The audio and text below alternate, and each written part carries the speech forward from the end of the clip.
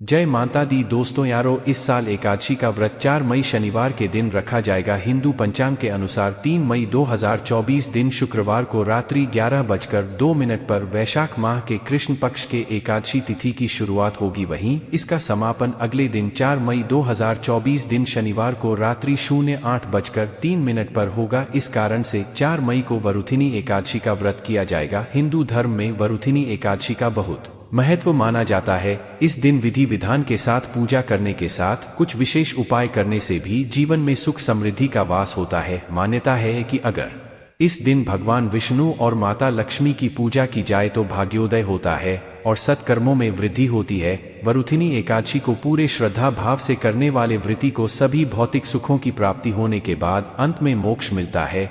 आप अगर किसी कारण से वरुथिनी एकादशी का व्रत नहीं रख पा रहे हैं तो आप इस शुभ दिन कुछ उपाय करके भगवान विष्णु और माता लक्ष्मी की कृपा प्राप्त कर सकते हैं। आइए जानते हैं वरुथिनी एकादशी व्रत के उपाय। नमस्कार दोस्तों, आइए पहले जानते हैं वरुथिनी एकादशी का नाम वरुथी एकादशी क्यों पड़ी और बरतनी एकादशी की संपूर्ण कथा, उसके बारे में दोस्तों। उसके बाद आपको बताएंगे कुछ ऐसे उपाय जिसे करने के बाद आपके घर में धन की कमी नहीं रहेगी। दोस्तों, आपसे एक अनुरोध करते हैं दोस्तों, आपको वीडियो अच्छी सी लगी तो अपने इस चैनल भक्ति में शक्ति 8824 को लाइक शेयर कमेंट साथ ही सब्सक्राइब करना ना भूले। जय माता दी दोस्तों यारों, तो आइए शुरू करते हैं। भगवान श्री कृष्ण ने कहा है राजेश्वर, वैशाख मास के कृष्ण पक्ष की एकादशी को वरुथिनी एकादशी के नाम से जाना जाता है। यह सौभाग्य देने वाली, सब पापों को नष्ट करने वाली तथा अंत में मोक्ष देने वाली है। इसकी महात्म कथा आपसे कहता हूँ। वरुथिनी एकादशी व्रत कथा प्राचीन काल में नर्मदा नदी के तट पर मांधाता नामक राजा राज्य करते थे।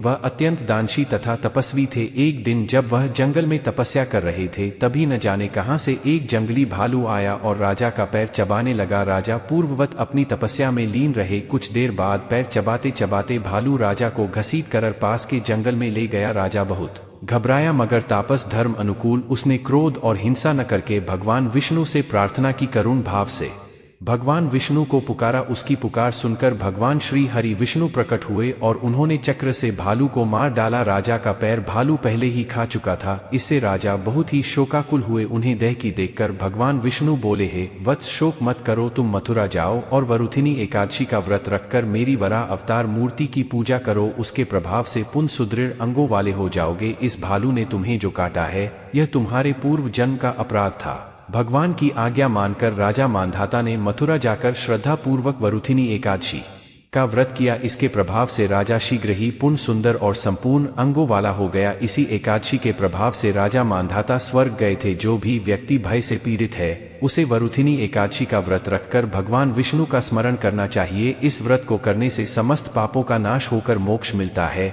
आपको अगर नौकरी में तरक्की नहीं मिल पा रही है तो आपको वरुथिनी एकादशी पर यह उपाय जरूर करना चाहिए। एक घड़े में जल भरकर घर की उत्तर दिशा में रख दें। इसके बाद इस पानी का छिड़काव पूरे घर में कर दें। आपको घर के कोने कोने में इस पानी का छिड़काव करना चाहिए। आपको अगर बिजनेस में तरक्की नहीं मिल पा रही है तो आपको वरुथिनी एकादशी पर यह उपाय भी करना चाहिए। आपको बिजनेस में लाभ के लिए पीले रंग के साथ फूल भगवान विष्णु को अर्पित करना चाहिए। साथ ही हर फूल को चढ़ाते समय ओम नमो भगवते वासुदेवाय मंत्र का जाप जरूर करें। व्यक्ति के जीवन में केवल पैसे और आपके नाम का ही महत्व नहीं होता बल्कि जीवन में सुख के साथ जीने के लिए मान सम्मान का भी बहुत महत्व होता है। लेकिन कभी कभी ऐसा होता है कि व्यक्ति का समय अच्छा नहीं चलता और उसे अच्छे कर्मों का बावजूद हमेशा अपमान ही मिलता है। ऐसे में आप मान सम्मान पाने के लिए वरुथिनी एकादशी के दिन एक उपाय भी कर सकते हैं। वरुथिनी एकादशी पर पीले कपड़े में पीले फूल और नारियल को बांधकर भगवान विष्णु को अर्पित करें। इसके पास इसे अपने पास रख लें। वरुथिनी एकादशी पर आप नारियल को लाल कपड़े में लपेटकर पूजा स्थल पर रख दें। इसके बाद धन की देवी माँ लक्ष्मी को इस नारियल को अर्पित करें। फिर इस नारियल को पानी माता लक्ष्मी का प्रसाद मानकर रोजाना खा लें। इससे धन से जुड़ी हुई आपकी सारी परेशानियां दूर हो जाएंगी और आपको धन लाभ होगा। वरुथिनी एकादशी के दिन आप भगवान विष्णु को प्रसन्न करने के लिए एक विशेष उपाय करना चाहिए। आपको शंख में जल भरकर भगवान विष्णु की प्रतिमा को विधि विधान के साथ स्नान कराना चाहिए। इसके बाद भगवान विष्णु को भोग लगाकर अपनी मनोकामना मांगे। धर्मराज युधिष्ठिर बोले, हे भगवान, मैं आपको नमस्कार करता हूँ। आपने चैत्र मास के शुक्ल पक्ष की एकादशी अर्थात कामदा एकादशी के बारे में विस्तार पूर्वक बतलाया। दोस्तों, आपको वीडियो अच्छी सी लगी तो अपने इस चैनल भक्ति में शक्ति 8824 को लाइक शेयर कमेंट साथ ही सब्सक्राइब करना ना भूले। जय माता दी दोस्तों यारों।